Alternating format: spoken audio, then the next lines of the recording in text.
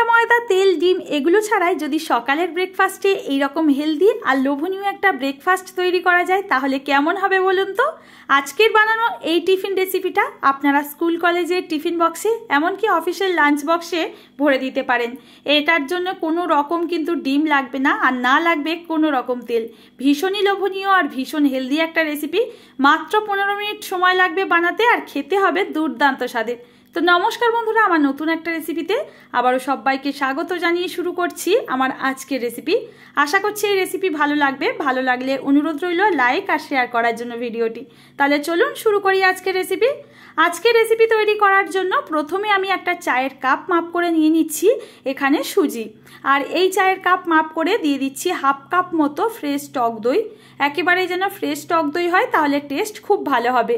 একই সাথে ওই কাপ মেপে হাফ কাপ জল এখানে অ্যাড করে দিলাম। এখন সমস্ত উপকরণগুলোকে ভালো করে মিশিয়ে একটা মিশ্রণ তৈরি করে নিতে হবে। এটাকে আমাদের হাতে গোনা ওই 5 থেকে 6 মিনিটের মতো রেস্টে রাখলেই আমাদের জলখাবারটা তৈরি করতে সুবিধা হবে। তো দেখুন এটাকে ভালো করে আমি এখন মিশিয়ে নিচ্ছি। আর এখানে কিন্তু অবশ্যই সুজি আর জলের মাপটা কিন্তু একদম মেপে ব্যবহার করবেন, তাহলে রেসিপি বানাতে কোনো অসুবিধা হবে না। এটাকে আমি 5 মিনিট রেস্টে রাখার পর বন্ধুরা ফিরে আসলাম। 5 মিনিট রেস্টে রাখার পর দেখতেই পাচ্ছেন অনেকটা কিন্তু সুজি জল টেনে একেবারেই কিন্তু ঘন হয়ে গেছে।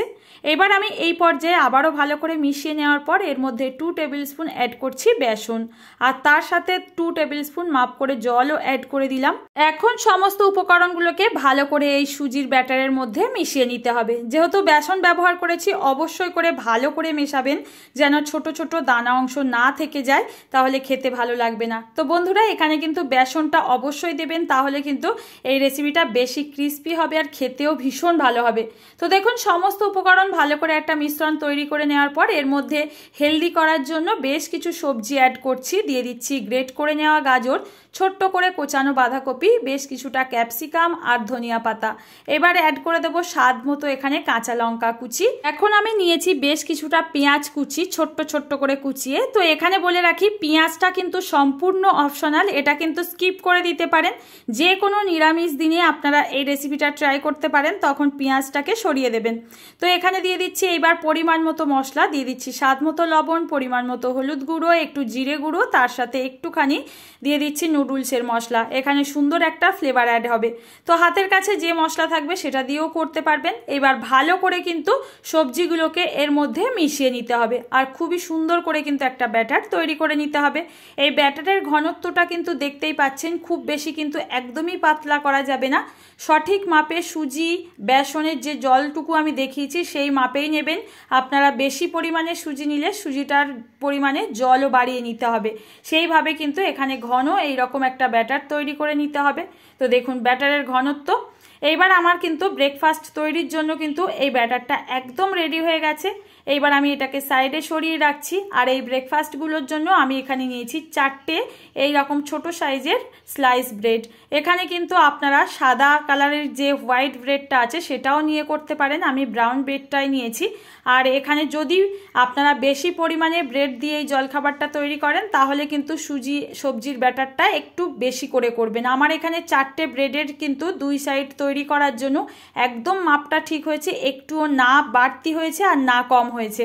তো দেখুন প্রথমে এই স্লাইস ব্রেডগুলোর ওপরে আমি দিয়ে দিলাম বেশ কিছুটা টমেটো কেচাপ, এর জন্য কিন্তু এর টেস্ট দুর্দান্ত আসবে। আর এর ওপর থেকে ওই যে সুজি আর সবজির মিশ্রণটা তৈরি করে একটা ব্যাটার তৈরি করেছিলাম সেটাকে কিন্তু ওপর থেকে ভালো করে কিন্তু কভার করে নিতে হবে। তো দেখুন এখানে কিন্তু আমার একটা ব্রেড তৈরি হয়ে গেছে। এবার আরও একটাকে আপনাদের তৈরি করে দেখিয়ে দিচ্ছি। আর প্রত্যেকটা ব্রেড কিন্তু আমি একইভাবে এখানে রেডি করে নেব। তো দেখতেই পাচ্ছেন বন্ধুরা কত সহজে কতটা লোভনীয় একটা হেলদি জলখাবার তৈরি করা যায়। কোনোদিন হয়তো আটার রুটি তৈরি করতে বা তরকারি বানাতে এগুলো ভালো না লাগলে এই রেসিপিটা আপনারা কিন্তু সকালের জলখাবারে রাখতেই পারেন। তো দেখুন এখানে 4টে ব্রেডের স্লাইস কিন্তু আমার সাজানো হয়ে গেছে। এবার এগুলোকে আমি একটুখানি হালকা করে ভেজে নেব। তো দেখুন আমি একটা ফ্রাইং প্যান বসিয়ে দিয়েছি আর এর মধ্যে দিয়ে দিচ্ছি কিছুটা পরিমাণে বাটার। এটা যাতে হেলদি থাকে তার জন্য বাটারটা ব্যবহার করেছি। হাতের কাছে যদি বাটার না থাকে এখানে আপনারা সামান্য সাদা তেল দিয়েও কিন্তু এখানে রেডি করতে পারেন। এখানে বাটারটা খুব ভালো মতো মেল্ট হয়ে গেলে এর ওপরে আমি দিয়ে দিচ্ছি ব্রেডটাকে। তো ব্রেডের যে অংশে আমরা ব্যাটারটা লাগিয়েছিলাম সেটাকে নিচের দিকে দিতে হবে প্রথমে, তারপর আমি যে উল্টো সাইডটা ব্রেডের ফাঁকা ছিল সেই অংশেও কিন্তু সেম পদ্ধতিতে আমি এখানে নিয়ে নিচ্ছি প্রথমেই টমেটো কেচাপ, ভালো করে লাগানোর পর দিয়ে দিচ্ছি এখানে এই সবজি আর সুজির ব্যাটার। খুব ভালো করে কিন্তু চারি সাইডে লাগাতে হবে যেন ব্রেডের কোনো অংশ ফাঁকা না থাকে, তাহলে কিন্তু খেতে ভালো লাগবে না।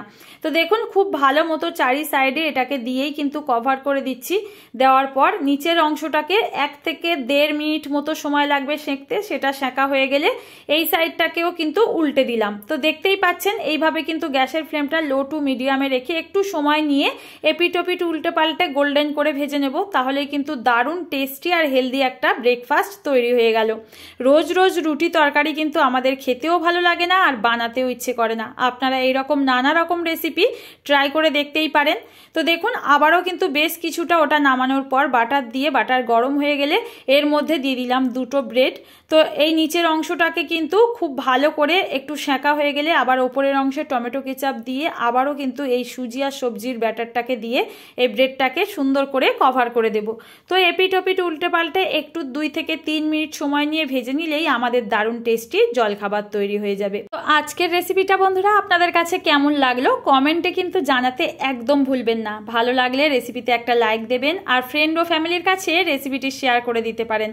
আমার নতুন বন্ধুরা কেউ এসে থাকলে চ্যানেলটি সাবস্ক্রাইব করে পাশে থাকা নোটিফিকেশন বেলটা অবশ্যই অন করে নেবেন। এইরকম সহজ রেসিপির আপডেট আপনার কাছে সবার আগে পৌঁছে যাবে। আর আমার ফেসবুক পেজ থেকে দেখলে পেজটিকে ফলো করে নেওয়ার জন্য অনুরোধ রইল।